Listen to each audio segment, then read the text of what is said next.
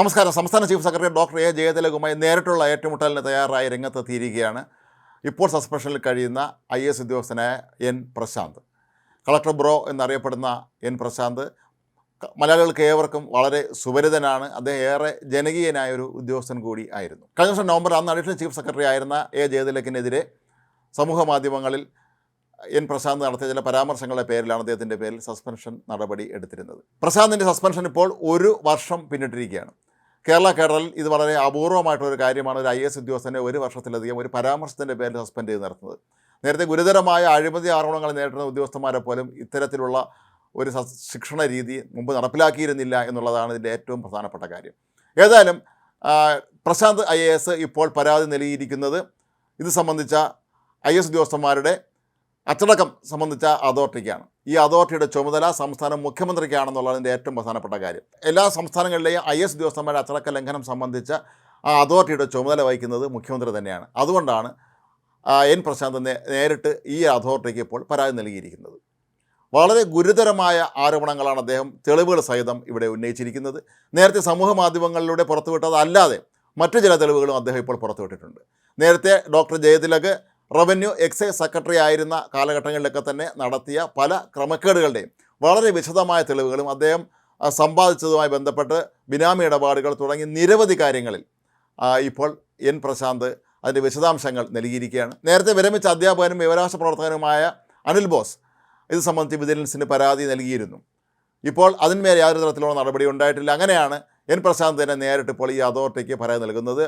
Rule 7 ചട്ടം അനുസരിച്ചാണ് അദ്ദേഹം ഇപ്പോൾ പരാതി നൽകിയിരിക്കുന്നത്. എന്തായാലും മുഖ്യമന്ത്രിക്ക് നേരിട്ട് നൽകിയിരിക്കുന്ന ഈ പരാതിയിൽ പിണറായി വിജയൻ എന്ത് നിലപാട് സ്വീകരിക്കും എന്നാണ് ഇനി അറിയേണ്ടത്.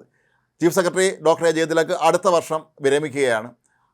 അതിനു മുമ്പ് അദ്ദേഹത്തിൻ്റെ പേരിൽ നടപടി ഉണ്ടാകും എന്ന് തന്നെയാണ് എൻ പ്രശാന്ത് IAS ഇപ്പോൾ അദ്ദേഹത്തിൻ്റെ സോഷ്യൽ മീഡിയ പോസ്റ്റിലൂടെ കാര്യങ്ങൾ വ്യക്തമാക്കിയിരിക്കുന്നത്. ഏതായാലും സംസ്ഥാന ചീഫ് സെക്രട്ടറി ശരിക്കും കുടുങ്ങിയിരിക്കുകയാണെന്ന് തന്നെയാണ് എൻ പ്രശാന്തിൻ്റെ ഈ സമൂഹ മാധ്യമ പോസ്റ്റിൽ നിന്ന് നമുക്ക് മനസ്സിലാക്കാൻ കഴിയുന്നത്. ഡോക്ടർ പ്രശാന്ത് സമൂഹ മാധ്യമങ്ങളോട് പറയുന്നത് ഒരു ജൂനിയർ ഉദ്യോഗസ്ഥന് ഒരു നിയമവും സംസ്ഥാന ചീഫ് സെക്രട്ടറിക്ക് മറ്റൊരു നിയമവും എന്നുള്ള കാര്യം ഇവിടെ നടപ്പില്ല എന്നാണ്. കാരണം ഇന്ത്യൻ ഭരണഘടന അനുസരിച്ച് നിയമത്തിന് മുന്നിൽ എല്ലാ ഇന്ത്യൻ പൗരന്മാരും തുല്യരാണ്. അങ്ങനെ നോക്കുമ്പോൾ സംസ്ഥാനത്തെ മറ്റുള്ള എല്ലാ സർക്കാർ ജീവനക്കാർക്കും, അത് പോലീസുകാർക്കാകട്ടെ, ക്ലാർക്കിനാകട്ടെ, മറ്റ് ജൂനിയർ ഉദ്യോഗസ്ഥന്മാർക്കാകട്ടെ, എല്ലാവർക്കും ഇവിടുത്തെ സർക്കാർ നിയമങ്ങൾ ബാധകമാണ്. അത്തരത്തിൽ സംസ്ഥാന ചീഫ് സെക്രട്ടറിക്കെതിരെ ഇത്രയും കൃത്യമായ തെളിവുകൾ ഹാജരാക്കിയിട്ട് പോലും ഇനി അദ്ദേഹത്തിൻ്റെ പേരിൽ നടപടിയെടുക്കാത്തതിനെയാണ് എൻ പ്രശാന്ത് IAS ഇവിടെ ചോദ്യം ചെയ്യുന്നത്. സമൂഹ മാധ്യമ പോസ്റ്റിൽ അദ്ദേഹം വളരെ കൃത്യമായി തന്നെ തൻ്റെ നിലപാടും വ്യക്തമാക്കിയിട്ടുണ്ട്. നിയമം എല്ലാവർക്കും ഒരുപോലെയാണെങ്കിൽ, നീതിബോധവും ധർമ്മവും ഉണ്ടെങ്കിൽ ഡോക്ടർ ജയതിലകിനെ സസ്പെൻഡ് ചെയ്തിട്ടുള്ള ഉത്തരവ് ഏത് നിമിഷവും പ്രതീക്ഷിക്കാവുന്നതാണ് എന്നാണ് നിയമജ്ഞർ പറയുന്നതെന്നാണ് എൻ പ്രശാന്ത് IAS പറയുന്നത്. ഡോക്ടർ ജയതിലകിൻ്റെ നിയമലംഘനങ്ങൾക്ക് തീവ്രത കൂടുതലാണെന്നതിൽ തർക്കമില്ലല്ലോ എന്നാണ് അദ്ദേഹം തൻ്റെ പരാതിയെക്കുറിച്ച് സോഷ്യൽ മീഡിയയിൽ ഇപ്പോൾ പ്രതികരിച്ചിട്ടുള്ളത്. വരുമാനം മറച്ചുവെക്കുക, സ്വത്തുക്കളുടെ ഉടമസ്ഥാവകാശം തെറ്റായി റിപ്പോർട്ട് ചെയ്യുക, വാണിജ്യപരമായ താല്പര്യങ്ങൾ വെളിപ്പെടുത്താതെ മറച്ചുവെക്കുക, ബാർ, റിയൽ എസ്റ്റേറ്റ് കച്ചവടക്കാരിൽ നിന്ന് പലവിധ ബെനാമി കരാറുകളുണ്ടാക്കി പണം കൈപ്പറ്റുക, സർക്കാരിൽ അസത്യം ബോധിപ്പിക്കുക എന്നിങ്ങനെ ഗുരുതരമായ വീഴ്ചകളാണ് രേഖകൾ പരിശോധിച്ചാൽ മനസ്സിലാവുന്നത്. കേരള സർക്കാരിൻ്റെ റവന്യൂ രജിസ്ട്രേഷൻ സർവേ വകുപ്പിലെ രേഖകൾ തന്നെയാണ് പല ഡീലുകളുടെയും തെളിവുകൾ എന്നുള്ളതാണ് രസകരം എന്നാണ് എൻ പ്രശാന്ത് IAS പറയുന്നത്. എൻ പ്രശാന്ത് IAS ചൂണ്ടിക്കാട്ടുന്ന മറ്റൊരു കാര്യം, സംസ്ഥാന പൊതുഭരണ വകുപ്പിൻ്റെ GADയുടെ ചുമതല വഹിക്കുന്ന ആളും ചീഫ് സെക്രട്ടറിയാണ്. അങ്ങനെയുള്ള ചീഫ് സെക്രട്ടറിയെ സ്വയം സസ്പെൻഡ് ചെയ്യാൻ കഴിയുകയില്ല. സാധാരണ ഈ പൊതുഭരണ വകുപ്പാണ് ഇത്തരത്തിൽ IAS ഉദ്യോഗസ്ഥന്മാരെയും മറ്റുമൊക്കെ തന്നെ സസ്പെൻഡ് ചെയ്യുക, അവരുടെ പേരിൽ നടപടി സ്വീകരിക്കുകയൊക്കെ തന്നെ ചെയ്യുന്നത്. പക്ഷേ ഇവിടെ ചീഫ് സെക്രട്ടറി തന്നെയാണ് ഇതിൻ്റെ മേലധികാരി എന്നുള്ളത് കൊണ്ട് മുഖ്യമന്ത്രിക്ക് ഇതിന്മേൽ നടപടി എടുക്കാവുന്നതാണ്. മുഖ്യമന്ത്രിക്ക് ജയതിലകിനെ ഇതിൻ്റെ എല്ലാം പേരിൽ, ഈ തെളിവുകളുടെയൊക്കെ തന്നെ പേരിൽ സസ്പെൻഡ് ചെയ്യാം എന്നാണ് എൻ പ്രശാന്ത് IAS ഈ ഫേസ്ബുക്ക് പോസ്റ്റിലൂടെ അർത്ഥമാക്കുന്നത്. പ്രശാന്ത് IAS ചൂണ്ടിക്കാട്ടുന്ന മറ്റൊരു കാര്യം, കഴിഞ്ഞ വർഷം നവംബറിൽ ഒരു സിനിമയുടെ ഡയലോഗുമായി ബന്ധപ്പെട്ട സിസ്റ്റം ഔട്ട് കംപ്ലീറ്റ്ലി എന്ന ആ ഒരു ഡയലോഗുമായി ബന്ധപ്പെട്ട ആ ഒരു ഫേസ്ബുക്ക് പോസ്റ്റിൻ്റെ പേരിലാണ് അന്നത്തെ ചീഫ് സെക്രട്ടറി ആയിരുന്ന ശാരദാ മുരളീധരൻ തന്നെ സസ്പെൻഡ് ചെയ്തത് എന്നാണ്.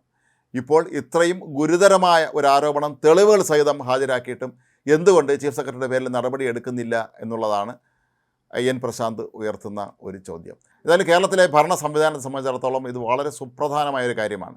നേരത്തെ നിരവധി IAS ഉദ്യോഗസ്ഥന്മാരുടെ പേരിലൊക്കെ തന്നെ നടപടി എടുത്തിട്ടുള്ളത് തന്നെ അവരുടെ ക്രമക്കേടുകളുടെ പേരിലാണ്. ഇത്തരത്തിലൊരു സോഷ്യൽ മീഡിയ പോസ്റ്റിൻ്റെ പേരിൽ ഒരു നടപടി എടുക്കുന്നതും 1 വർഷത്തോളം അദ്ദേഹം സസ്പെൻഡ് ചെയ്ത് വീട്ടിലിരുത്തുന്നതുമൊക്കെ തന്നെ ഒരിക്കലും സാധാരണഗതിയിൽ നമ്മൾ കേട്ടുകേൾവിയില്ലാത്ത കാര്യമായിട്ട് വേണം കണക്കാക്കാൻ.